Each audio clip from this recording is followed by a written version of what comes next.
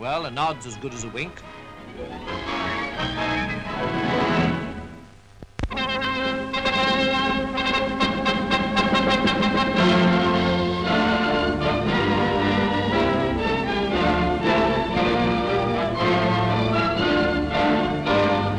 Well, here we are, on the way to Wembley on the day, and what a day. The prospect was indeed a wet one. Really very bad luck on the tens of thousands crowding in to enjoy the tremendous thrills of a cup final. Quite a number out of the vast throng of football fans had come by car, regardless of expense. As a matter of fact, neither the price of petrol nor the filthy weather could rob anyone of their enjoyment on this outing. Then forth came the teams. Arsenal in white shorts, Liverpool in white shirts and black shorts. His Majesty the King came out to greet them. First, the Arsenal men were presented by their captain, Joe Mercer.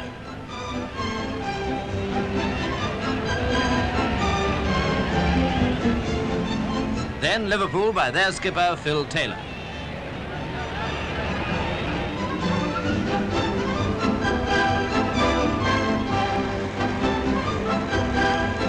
Taylor won the toss from Mercer, and a few seconds later the rivals were all set to go.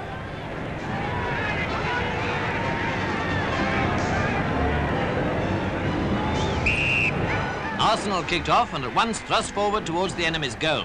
But they didn't get far, Liverpool soon checking them and clearing downfield.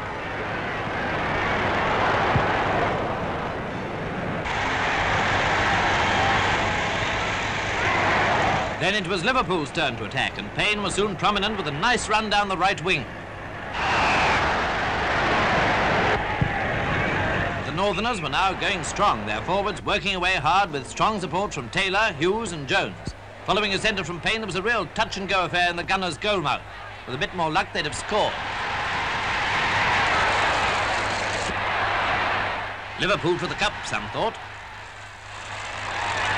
Then back came Arsenal. A nice pass from Mercer to Dennis Compton on the left wing, and away he goes.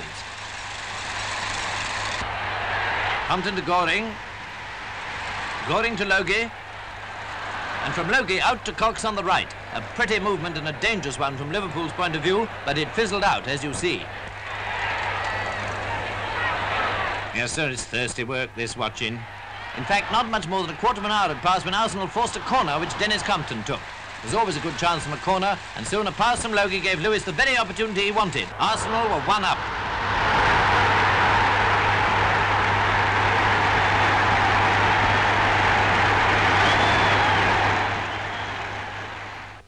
Well, that was the only score in the first half, and royal spectators, no less than the rest of the Wembley fans, waited to see if Liverpool could make a comeback in the second period. Liverpool kicked off, and now was the time for them to get on terms. But almost at once, Arsenal were on the rampage again. With Cox working like a Trojan on the right wing, things began to look pretty black for the northern side.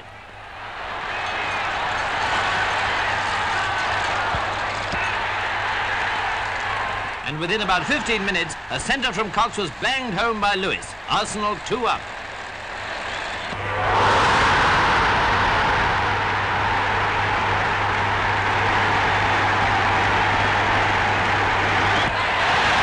Proper terrible, isn't it? Well, fancy that. Would you believe it?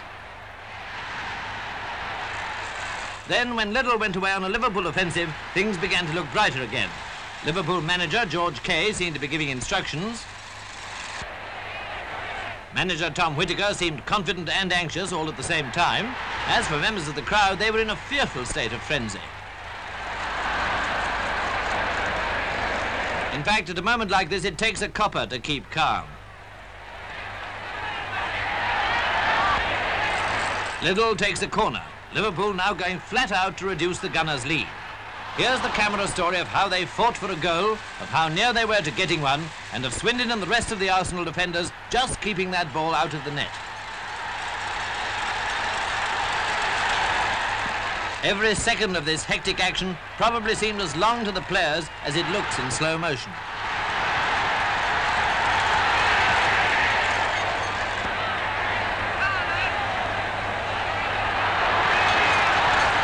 Anyway, Arsenal kept Liverpool out and won 2-0.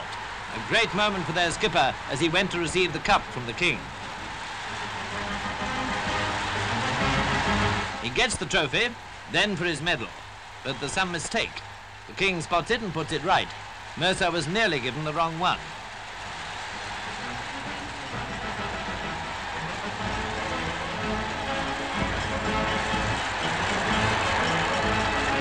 Typical scenes followed. Arsenal had last won the cup in 1936. Now they had it again. And if you wonder how it feels to be the captain of a cup-winning team, well... This is the greatest moment of my life, to be holding the cup here at Wembley. And while we're very, very pleased to have won it, I would like to say how wonderful Liverpool boys have been in their defeat.